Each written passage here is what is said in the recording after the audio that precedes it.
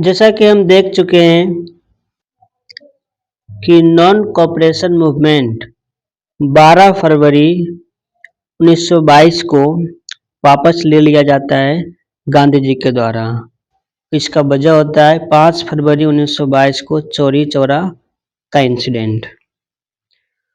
और इस डिसीजन से काफ़ी लोग नाराज़ होते हैं, लोग भी नाराज़ होते हैं, बड़े बड़े नेता भी नाराज़ होते हैं। उसका डिसीजन का चारों तरफ से बहुत ज़्यादा क्रिटिसिज्म होता है, यहाँ तक कि उसके कलीग मोतीलाल नेहरू, सी.आर. दास और एन.सी. केलकर ने भी इसका विरोध करता है और ये तीनों मिल करके स्वराज पार्टी की स्थापना करता है 1 जनवरी 1923 को।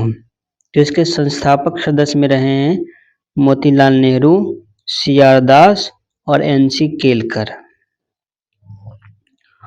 और ये स्वराज पार्टी एक तरह से कांग्रेस खिलाफत स्वराज पार्टी थे। स्वराज पार्टी ने कोशिश किया कि हम सिस्टम में रहेंगे, सिस्टम में रह करके सिस्टम को अंदर से कमज़ोर करेंगे, इसलिए सरकार में आना चाहा और इस वजह से ने चुनाव में भी पार्टिसिपेट किया। और इलेक्शन जब हुआ 1923 में तो स्वराज पार्टी ने 45 सीट को कैप्चर किया आउट ऑफ 145। प्रोविंशियल इलेक्शन में वो बहुत कम सीट लिए, हालांकि सेंट्रल प्रोविंस में उसने क्लियर मेजोरिटी के साथ सत्ता में आए। बंगाल में स्वराज पार्टी लार्जेस्ट पार्टी थी।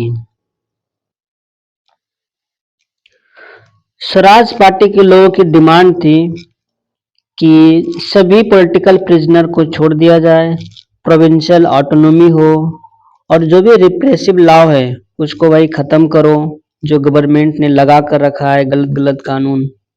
हालांकि 1925 में सी.आर. दास की मृत्यु हो जाती है, जिससे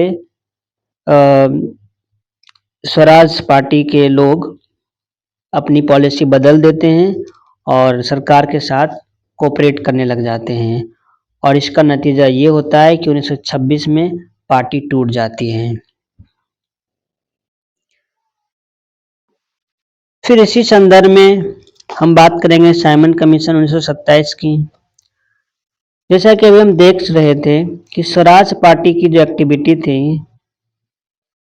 वो एक्टिविटी काफ़ी हद तक ब्रिटिश गवर्नमेंट को ये एहसास दिला दिया कि हमें रिव्यू करना होगा कि सरकार में जो चीज़ें चल रही है वो सही है या नहीं है। क्योंकि 1919 में एक रिफॉर्म लाया गया था, मॉन्टेग्यू चेम्सफोर्ड रिफॉर्म। उसके तहत डायरकी सिस्टम इंट्रोड्यूस किया गया था, द्वैध शासन प्रणाली। तो इसको रिव्यू करने के लिए कि ये काम कर रहा है कि नहीं, इसके लिए मजबूर करता है स्वराज पार्टी की एक्टिविटी। और इसी संदर्भ में ब्रिटिश गवर्नमेंट ने साइमन कमीशन को नवंबर 1927 में अपॉइंट करता है, जिसमें सभी मेंबर्स यूरोपीय होते हैं, वाइट लोग होते हैं। 7 मेंबर होते हैं, सातों के सातों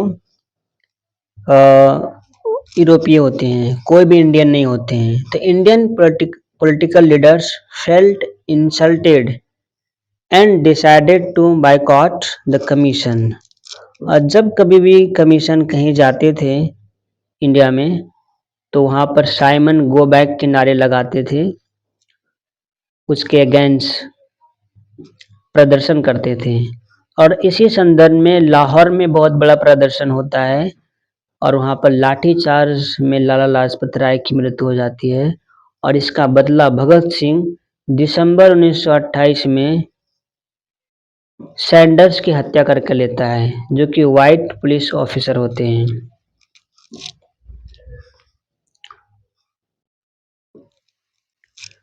उसके बाद हम देखते हैं नेहरू कमेटी रिपोर्ट 1928।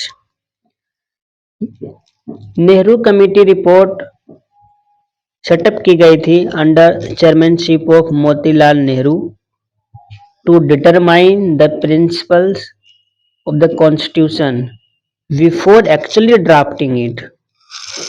और इसके चीफ आर्किटेक्ट थे इस रिपोर्ट के मोतीलाल नेहरू और तेज बहादुर सप्रू।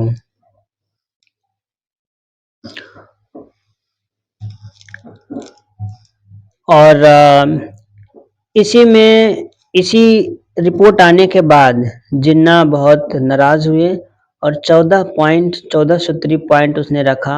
एक्चुअल में वो डिमांड था, 14 डिमांड थे, जिसको 14 पॉइंट ऑफ जिन्ना नाम से प्रसिद्ध है। 9 मार्च 1929 को जिन्ना, जो कि मुस्लिम लीग के लीडर होते हैं, वो नेहरू रिपोर्ट को एक्सेप्ट नहीं करता है और उसके बाद 14 पॉइंट ऑफ जिन्ना सामने रखता है। वहीं दिसंबर 1929 में लाहौर सेशन होता है।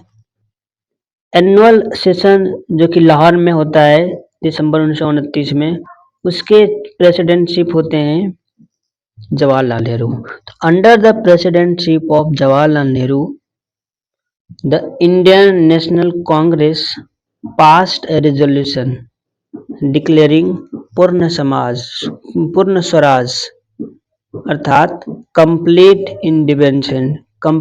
Independence to be the goal of national movement.